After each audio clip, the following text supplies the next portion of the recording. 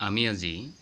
সপ্তম শ্ৰেণী শংকৰদেৱ বিদ্যানিকেতনৰ সপ্তম শ্ৰেণীৰ অসমীয়া বিষয়ৰ ঈশ্বৰ নামৰ কবিতাটি আমি পঢ়িম আমি সকলোৱে। বিনন্দচন্দ্ৰ বৰুৱাদেৱে লিখা কবিতা। তেখেতক ধনী কবি হিচাপে খ্যাত তেখেত, আৰু তেখেতৰ কবিতাসমূহত বিশেষকৈ বিশেষ এটা ধ্বনি থকাৰ বাবে তেওঁক কি হয় ধনী কবি বুলি কোৱা হয়। যেনে আমি কেইবাটাও কবিতা পাইছোঁ, গড় গাঁও কথা শুনি তল যাওঁ বাট দেখি পিছলৈ যে পাওঁ, তাত এটা নিৰ্দিষ্ট ধ্বনি আছে সোমাই। তাৰপিছত আকৌ 6ত পাইছিলোঁ কবিতাটো, টিপ টিপ টাপ টাপ চিপ চিপ চাপ চাপ বাৰিষাৰ বৰষুণ ঐ, খৰাং খৰালি কাল তৰাং পুখুৰী খাল, এনেকৈ কবিতা এটা আছিলে। চ' এই বিনন্দচন্দ্ৰ বৰুৱাৰ যি কবিতা, সেই কবিতাত ধ্বনি সন্নিৱিষ্ট হোৱাৰ বাবে তেওঁক ধনী কবি বুলি কোৱা হয়। তেখেতে বহুত সৰুৰে পৰাই তেওঁ কবিতা লিখিছিল, আৰু কবিতা লিখাৰ ফলত তেওঁ কি আছে, তেওঁৰ জীৱনৰ প্ৰথম কবিতা অসম এখন কি আছিলে লিখিত আলোচনী, হাতে লিখা আলোচনীত প্ৰকাশ পাইছিলে। আৰু তাৰপিছত তেওঁ কেইবাখনো কবিতা পুথি ৰচনা কৰিছিলে। তাৰ ভিতৰত আছিলে শিশুধ্বনি, প্ৰতিধ্বনি, অন্তৰ্ধ্বনি, জয়ধ্বনি আৰু শংখধ্বনি, এই 5খন ধ্বনি সংযোগ কবিতা পুথি, আৰু তাৰ বাবেই তেওঁক ধনী কবি বুলিও কোৱা হয়। আৰু আনকি তেওঁৰ আত্মজীৱনীও তেওঁ লিখিছিল, আৰু তেওঁৰ আত্মজীৱনীখনৰ নাম হৈছে অতীতৰ ৰং নহয়, অতীতৰ ৰং। এইটো তেওঁ লিখিছিল এইখন গ্ৰন্থ। আৰু এতিয়া কথাটো হ'ল কি যে ধনী কবিগৰাকীৰ বিশিষ্ট কবি হিচাপে অসমীয়া সাহিত্যত খ্যাত, আৰু তেওঁ এই কবিতাটো আমি আলোচনা কৰিব বিচাৰিছোঁ। আজি এই কবিতাটোৰ মূল উৎসখিনি হৈছে কি, যে ঈশ্বৰ নামৰ এক শক্তিয়ে গোটেই বিশ্ব ব্ৰহ্মাণ্ডখন যে চলাই আছে, সেই কথাটো কবিয়ে অনুভৱ কৰিব পাৰিছে। গছ গছনি, নদ নদী, পাহাৰ পৰ্বত আদি সকলোবোৰ যিমানবোৰ বস্তু আছে, সকলোবোৰ বস্তু যেন ঈশ্বৰেই যে সৃষ্টি কৰিছে, সেই কথাটো কবিয়ে অনুভৱ কৰিব পাৰিছে। কবিয়ে জানিছে যে তেওঁৰ দ্বাৰাহে আমি চলি আছোঁ, আৰু সেইবাবে কবিয়ে ঈশ্বৰক কৈছে যে তোমালোক য'তেই নাথাকা, তুমি য'তেই নাথাকা, আমাক যেন সদায় যেন দয়া কৰি থাকা, সেই কথাটো তেওঁ অনুভৱ কৰিব বিচাৰিছে। এতিয়া আমি চাওঁ, কবিতাটোলৈ যাওঁ। কবিতাটো এবাৰ আমি পঢ়োঁ। মই প্ৰথমতে পঢ়ি যাম, তাৰপিছত আমি ইয়াৰ কথাবিলাক বুজিবলৈ চেষ্টা কৰিম। চকুৰে নেদেখোঁ কিন্তু আছা বুলি শুনো, তুমি এই জগতকে জুৰি, সকলোৰে আদি তুমি সকলোৰে শেষ, আছা তুমি সকলোতে ধৰি, তোমাৰ ইচ্ছাতে হয় সকলো কৰম, জোনবেলি ঘূৰে দিন ৰাতি, তোমাৰ হাতেৰে গঢ়া বিনন্দিয়া ধৰা, গ্ৰহ তৰা বায়ু পানী মাটি, ভাই ভনী পিতা মাতা তুমি হেনো সকলোকে কৰিছা সৃজন, তোমাৰ আদেশে পক্ষী গছৰ ডালত গান গাই হৈছে মগন, সকলো সুখৰ বস্তু যিখিনি পাইছোঁ তুমিয়েই কৰি আছা দান, সুমংগলময় তুমি সবাৰ মিনতি তুমিয়েই কৰি আছা দান, সুমংগলময় তুমি সবাৰ মিনতি শুনি হেনো পাতি আছা কাণ, বিনন্দিয়া ধৰাখনি তোমাৰ ইচ্ছাতেই আৰু যেন বিনন্দিয়া হওক, তুমি আছা বুলি যেন সকলো প্ৰাণীয়ে তোমাৰেই গুণগান গাওক, বেয়া এটি কেতিয়াবা কৰিব খুজিলে তুমি থকা কথা যেন জানো, কৰিলেই কিবা এটি তুমি দিয়া বাধা আমি যেন সকলোৱে শুনো, সকলোতে থাকা তুমি সকলোকে শুনা, দেখিছা চকুৰে সকলোটি, য'তেই থাকা প্ৰভু দয়া যেন কৰা, এই মোৰ সৰল মিনতি। এইটো হ'ল কবিতাটো। মই কবিতাটো চেষ্টা এটা কৰিছোঁ আবৃত্তি কৰিবলৈ। মই ইমান ভালদৰে আবৃত্তি কৰিব নাজানো যদিও মই চেষ্টা এটা কৰিছোঁ, আৰু কবিতাটোৰ বিষয়ে আমি এতিয়া আলোচনা কৰিম। কবিতাটোনো কি আছে আচলতে। কবিতাটোত প্ৰথম স্তৱকটোতে আছে কি, যে চকুৰে নেদেখোঁ কিন্তু আছা বুলি শুনো। আমি চকুৰে নেদেখোঁ কিন্তু আছা বুলি শুনো। যেনে বায়ুৰ উপস্থিতিটো আমি অনুভৱহে কৰোঁ, আমি কিন্তু বায়ুৰ উপস্থিতি আমি দেখা নাপাওঁ, নহয়নে বাৰু? ঠিক তেনেধৰণৰ কথা। চকুৰে নেদেখোঁ কিন্তু আছা বুলি শুনো, তুমি জগতকে যে গোটেই বিশ্ব ব্ৰহ্মাণ্ডখন জুৰি তুমিয়েই আছা, তুমিয়েই সৃষ্টি কৰি থৈছা, তুমি আছা, তুমি নামৰ এটা শক্তি, সেই শক্তিয়ে চলাই আছে বুলি আমি অনুভৱ কৰিব পাৰিছোঁ। সকলোৰে আদি তুমি সৃষ্টিৰ প্ৰথমতেই তুমি, আৰু সকলোৰে শেষ, তুমি সৃষ্টিৰ শেষতো তুমি। তাৰমানে কি হয়, আদি পুৰুষ বুলি আমি ঈশ্বৰক যদি কওঁ বা ধৰোঁ, আমি প্ৰত্যেকে মানি লওঁ যে ঈশ্বৰ আদি পুৰুষ, যে সকলোৰে আদি তুমি সকলোৰে শেষ, আছা তুমি সকলোতে ধৰি, তুমি আদি আৰু অন্ত হৈ তুমি সকলোতে ধৰি লৈ আমাক কি কৰিছা, সৃষ্টিৰ জীয়াই ৰাখিবৰ কাৰণে আমাক কিন্তু পৰিচালনা তুমি কৰি আছা। জানো চকুৰে নেদেখো কিন্তু আছা বুলি শুনো, তুমি জগতকে জুৰি, সকলোৰে আদি তুমি সকলোৰে শেষ, আছা তুমি সকলোতে ধৰি। তাৰমানে কি তুমি আদিৰ পৰা প্ৰথমৰ পৰা শেষলৈকে তুমি সকলোকে ধৰি তুমি যে সৃষ্টি কৰি আছা, এই জগতখন জুৰি আছা, আৰু তোমাক কিন্তু আমি নেদেখোঁ কিন্তু তুমি থকা কথাটো আমি অনুভৱ কৰিব পাৰোঁ। তোমাৰ ইচ্ছাতে হয় সকলো কৰম, আমি যিমানবোৰ কাম কৰোঁ সেই সকলোবোৰ কাম আমাৰ কি হয়, তোমাৰ ইচ্ছাতেই হয়। তুমি যেন ইচ্ছা কৰিছা, আমি যেন তুমি যি ইচ্ছা কৰিছা তাকে যেন আমি কৰি গৈহে আছোঁ। আকৌ কৈছে যে জোন বেলি ঘূৰে দিন ৰাতি, জোন বেলি তৰা নক্ষত্ৰ এই সকলোবোৰ যে দিন ৰাতি ঘূৰি আছে যে এইবোৰ তোমাৰ ইচ্ছাতেই ঘূৰি আছে। তোমাৰ হাতেৰে গঢ়া বিনন্দীয়া ধৰা, এই ইমান ধুনীয়া ধৰাখন, পৃথিৱীখন, ধৰা মানে পৃথিৱী, এই গোটেই পৃথিৱীখন ইমান ধুনীয়া তোমাৰ হাতেৰে গঢ়া, গ্ৰহ তৰা বায়ু পানী মাটি এই সকলোবোৰে কি কৰিছে, ই ৰজন জনাই তুলিছে, ই সুন্দৰ কৰি তুলিছে, ধুনীয়া কৰি তুলিছে, বিনন্দীয়া কৰি তুলিছে, মানে মনোমোহা কৰি তুলিছে। তে কৈছে যে তোমাৰ ইচ্ছাতে হয় সকলো কৰম, ইয়াত কৰম নামৰ এটা শব্দ পাইছোঁ, এইবোৰ হৈছে কি সংস্কৃতৰ পৰা অহা শব্দ, সংস্কৃতৰ পৰা কৰ্ম শব্দটো আহিছে আৰু কৰ্মটো অলপ পৰিৱৰ্তন হৈ আহিছে। কৰ্ম যদি হয় তে কৰ্ম সংস্কৃতটো কয়, সেইটো তৎসম শব্দ বুলি কয়, আৰু তৎসম শব্দটোক আমি যেতিয়া অলপ পৰিৱৰ্তন কৰি আমি অসমীয়া ভাষালৈ আনিছোঁ তাক কোৱা হয় অৰ্ধ তৎসম শব্দ। এতিয়া কৰমটো অৰ্ধ তৎসম শব্দ। যে তাৰপিছত কি আছিলে, তোমাৰ ইচ্ছাতে হয় সকলো কৰম, জোনবেলি ঘূৰে দিন ৰাতি, দিন ৰাতি ঘূৰি থকা জোনবেলিটো, তোমাৰ হাতেৰে গঢ়া বিনন্দীয়া ধৰা, গ্ৰহ তৰা বায়ু পানী মাটি, এই যে গ্ৰহ তৰা বায়ু পানী মাটি এই সকলোবোৰ কিন্তু তোমাৰ ইচ্ছাতেই ঘূৰি আছে। ভাই ভনী পিতা মাতা তুমি হেনো,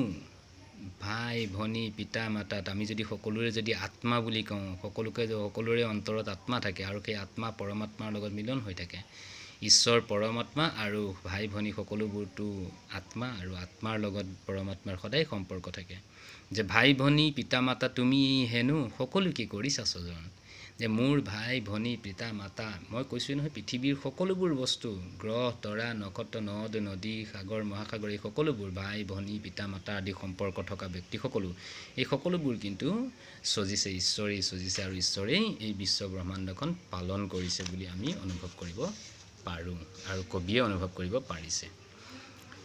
সেই পংক্তিটোৰ ভিতৰতে আছে তোমাৰ আদেশে পক্ষী, তোমাৰ আদেশত যেন পক্ষী চৰাই চিৰিকটিবোৰে যেন তোমাৰ আদেশতেহে কাম কৰি আছে, যেন তোমাৰ আদেশে পক্ষী গছৰ ডালতে গান গাই হৈছে মগন, মগন মানে মগ্ন হৈ যোৱা। তে কৈছে যে তুমি কোৱাৰ বাবেহে যেন চৰাই চিৰিকটিবোৰে গছৰ ডালত গান গাই গাই গাই গাই গাই গাই মগ্ন হৈ পৰিছে, সেই কথাটো কৈছে। যে গান গাই থকাৰ বা চৰাইটোৱে গান গাইছে কেৱল তোমাৰ নিৰ্দেশ পালন কৰিহে গাইছে, এনে এটা অনুভৱ কবিয়ে কৰিছে। সকলো সুখৰ বস্তু, যিমান সুখৰ বস্তু আছে, সুখ পাইছোঁ যিবোৰ বস্তু, সকলো সুখৰ বস্তু যিখিনি পাইছোঁ, মই যিমানখিনি সুখ কৰা বস্তু পাইছোঁ সকলোবোৰ কি আছে, তুমি কৰি আছা দান। কাৰণ জানো মই কিবা এটা বস্তু বিচাৰোঁতে মোৰ দেউতাই আনি দিছে বা মোৰ মায়ে আনি দিছে, কিন্তু সেই বস্তুটো যেন ঈশ্বৰে দেউতা বা মাৰ জৰিয়তে আনি মোৰ হাতত দিছে, সেই কথাটো মই অনুভৱ কৰিব পাৰিছোঁ বুলি কবিয়ে অনুভৱ কৰিছে। সকলো সুখৰ বস্তু যিখিনি পাইছোঁ তুমি কৰি আছা দান, সুমংগলময় তুমি সবাৰো মিনতি, তুমি কৰি আছা দান। সুমংগলময় তুমি কল্যাণময়, তুমি কল্যাণকামী, তুমি সকলোৰে উন্নতি ভাল পোৱা, তুমি সকলোকে সুখ দিয়া, সেইকাৰণে কৈছে যে তেওঁক কল্যাণময় বুলি কৈছে। সুমংগলময় তুমি সবাৰো মিনতি, মিনতি মানে বিনীত প্ৰাৰ্থনা, সকলোৰে প্ৰাৰ্থনা তুমি কৰি আছা দান, তুমি যেন তেওঁলোকৰ প্ৰাৰ্থনাবোৰ স্বীকাৰ কৰি লৈছা আৰু তাৰ ফলত তুমি তেওঁক দান কৰিছা, প্ৰদান কৰি দিছা। সুমংগলময় তুমি সবাৰো মিনতি, আৰু তুমি কল্যাণময় হোৱাৰ বাবে তুমি সকলোৰে বিনীত প্ৰাৰ্থনাবোৰ শুনি হেনো পাতি আছা কাণ, তুমি কাণ পাতি শুনি থাকা, কোনেনো কি বিচাৰে সেইবোৰ তুমি তাক ভৰপূৰ কৰি দিছা, তাক তুমি পূৰণ কৰি দিছা, সেই কথাটো কবিয়ে অনুভৱ কৰিছে। বিনন্দীয়া ধৰাখনি তোমাৰ ইচ্ছাতেই আৰু যেন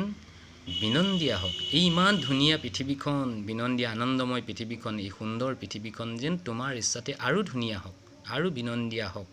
আৰু আনন্দময় হওক। তুমি আছা বুলি যেন সকলো প্ৰাণীয়ে তোমাৰেই গুণগান গাওক, যে তুমি আছা বুলি প্ৰত্যেকটো প্ৰাণীয়ে অনুভৱ কৰক, বুজি পাওক এই বিশ্ব ব্ৰহ্মাণ্ডখন কেৱল যেন আমাৰ নহয়, অকল মানুহৰ নহয়, সেই কথাটো সকলোৱে বুজি পাওক যে সকলো জীৱৰেই এই বিশ্ব ব্ৰহ্মাণ্ডখন,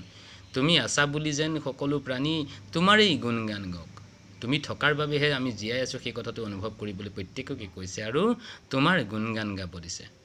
বেয়া এটি কেতিয়াবা কৰিব খুজিলে তুমি থকা কথা যেন জানো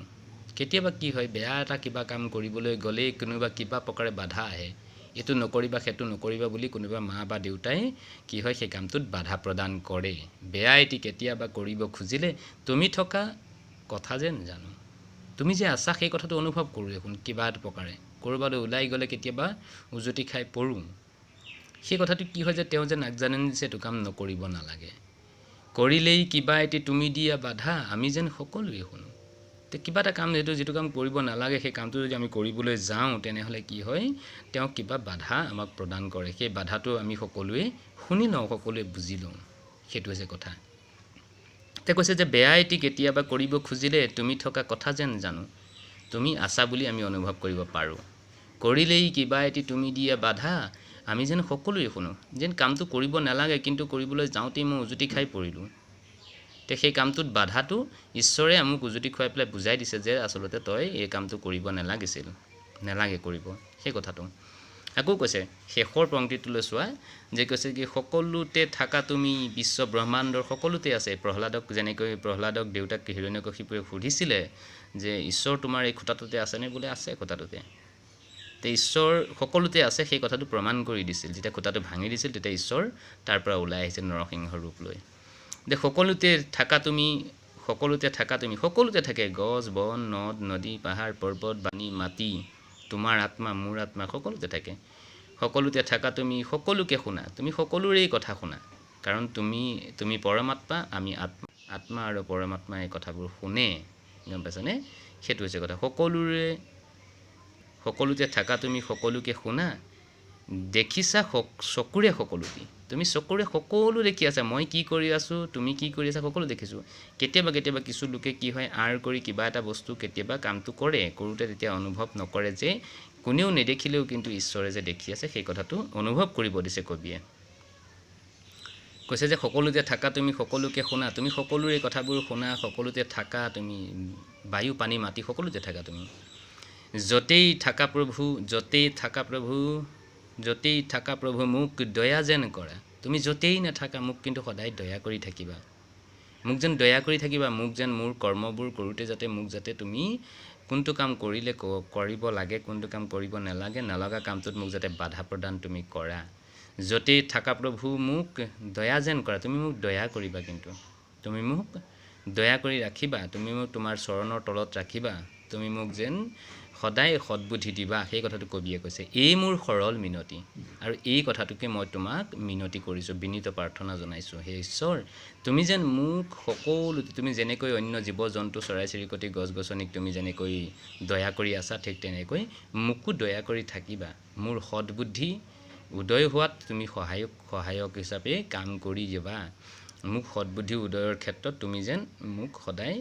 দয়া কৰি ৰাখিবা সেই কথাটো কবিয়ে অনুভৱ কৰি পেলাই কবিয়ে ঈশ্বৰলৈ অনুৰোধ জনাইছে কবিতাটোৰ অৰ্থটো এনেকুৱাই কবিতাটোৰ মূল কথাখিনি তোমালোকে পঢ়ি চালে বুজি পাবা যে ঈশ্বৰ অনাদি অনন্ত বুলি কৈছে জীৱ জড় সকলোতে তেওঁ বিৰাজমান এই বিনন্দীয়া ধৰাখন তেওঁৰেই সৃষ্টি আমি জানো ঈশ্বৰৰে সৃষ্টি গছ লতা জোন বেলি তৰা গ্ৰহ নক্ষত্ৰ তেওঁই গঢ়িছে আনকি চৰাই চিৰিকটি আমাৰ পিতা মাতা বাই ভনী সকলোকে তেওঁই সৃজন কৰিছে সেই হেতুকে সকলো প্ৰাণীয়ে ভগৱানৰ গুণগান গায় বুলি কৈছে ঈশ্বৰ সকলোতেই আছে মই কৈছোঁ নহয় সকলোতে আছে প্ৰহ্লাদে দেখুৱাইছিল নহয় ঈশ্বৰ দেউতাকক কেৱল আমি তেওঁক নেদেখোঁ অনুভৱহে কৰোঁ শেষত কবিয়ে কৈছে যে য'তেই তেওঁ থাকে বা আছে তাৰ পৰাই যেন তেওঁ আমাক দয়া কৰি ৰাখে সেই কথাটো কবিয়ে কৈছে এইখিনিলৈকে আমি আলোচনা কৰিলোঁ ইয়াৰ পিছত আমি বাকী কথাখিনি বা প্ৰশ্নখিনি আমি ইয়াৰ পিছৰ ভিডিঅ' এটাত আমি আলোচনা কৰিম সকলোৱে এই ভিডিঅ'টো বা মোৰ চেনেলটো ছাবস্ক্ৰাইব কৰি ল'ব ছাবস্ক্ৰাইব কৰি ল'লে তেতিয়া ইয়াৰ পিছৰ পৰৱৰ্তী যিবিলাক ভিডিঅ' আছে সেই সকলোবোৰ পাঠবোৰ আমি সকলোৱে পাব বুলি আশা ৰাখি আজিৰ পাঠ ইমানতে সামৰিলোঁ